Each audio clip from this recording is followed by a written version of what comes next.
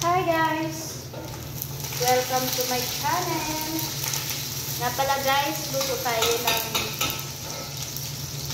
magluluto tayo guys ng pananghalian. So, ito yung aking unahin ko munang lutuin, gulay. So, ayan guys, halo-halong gulay. Patayin muna natin yung apoy kasi masusunog. So, ito, ganito lang, simple lang guys, yung gulay ko. Carrots, kusa, yung sa kalabasa sa atin to na maliliit yang. Tapos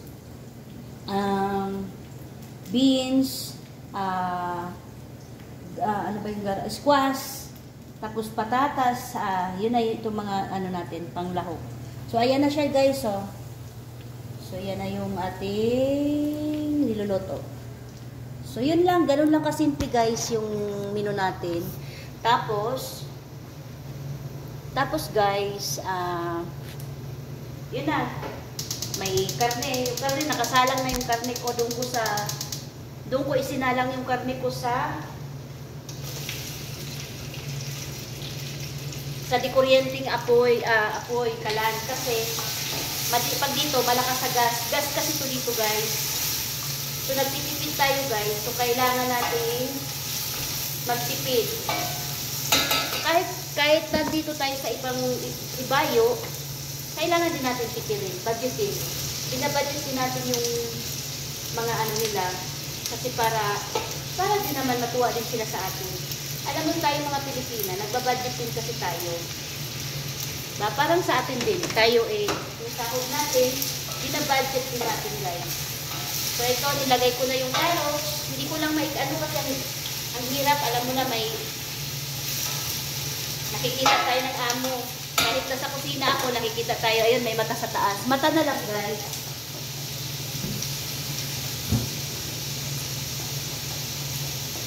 So, ayan. Ganun lang, guys. Lagyan natin ng asin, bitchin. Sa ibang mga amo, ayaw gumamit ng bitchin. Pero ako, dito, allowed sa aking amo yung matanda mag-bitchin. Mas madami pa nga siya mag-bitchin kaysa sa akin.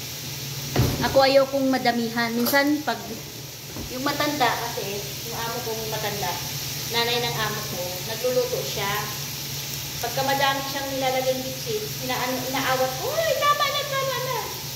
So, syempre, masama din naman ang bitchin pagka madami. Ayan. Ganun lang guys, kasi isa-isa lang natin ng kaunti. Next naman natin hulog ay ang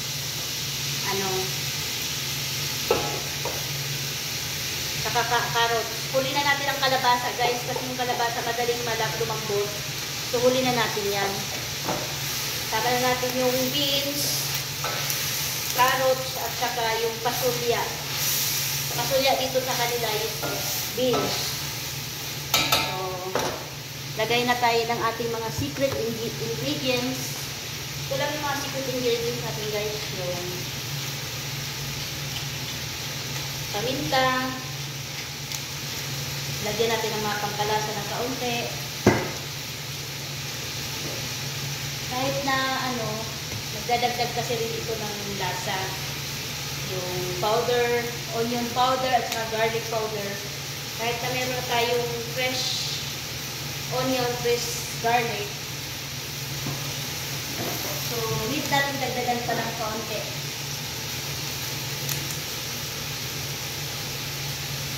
Kasi ang amo ko,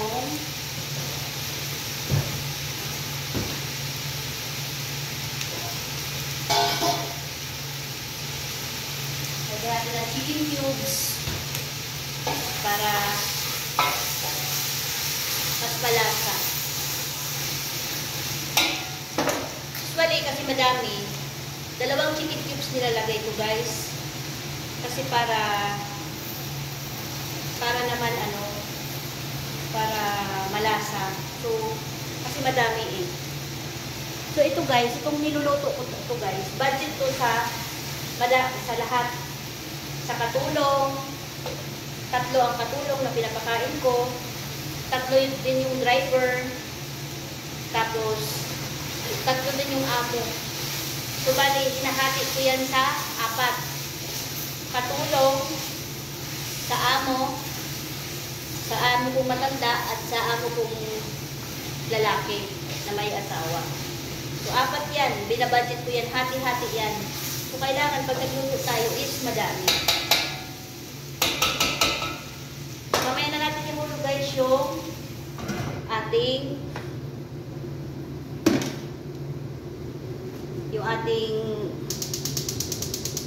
kalabasa. So, next naman, magluluto tayo ng kanin guys. So, aking kanin ay ayaw agad umandar. Kailangan masinsinang push. Okay ka.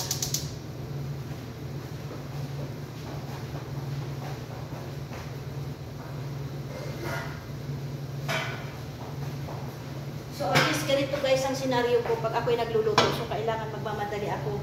Kasi, kailangan guys, mga 2:30, tapos na ako guys sa pagluluto.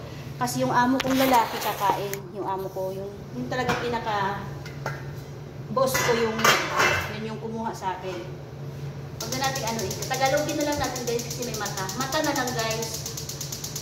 I-ano nyo na lang kung ano yung matang sinasabi ko. May nakatingin sa akin mata sa taas. So, yun na.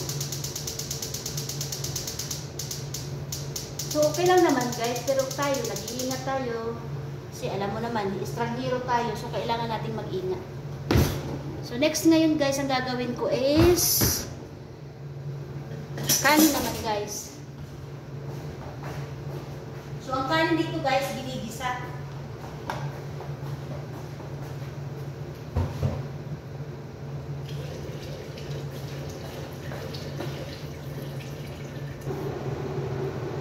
So, dito sa ating country guys, usually ang pagluluto sa rice, ginigisa. Iba kasi yung rice nila guys, pag niluto mo ng kagaya sa atin na walang mantika, walang sibuyas, bawang, walang ganon. Iba kasi ang rice nila dito guys. So dito, kailangan gisahin. Gisahin at ang mantika, lagyan ng mantika ng konti.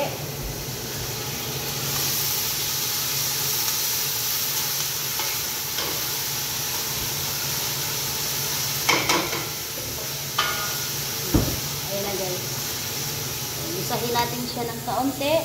Lagyan na natin yung ng asin, bitchin, yung mga pagpalasa. So, lalagyan natin. So, ang kanin nga pala dito guys, sa atin, hindi pwede yung kanin na, sa atin guys, hindi pwede yung kanin na na ibababad natin sa mainit na tubig kasi lagtok, ano ba yung sa Tagalog, yung malalambot.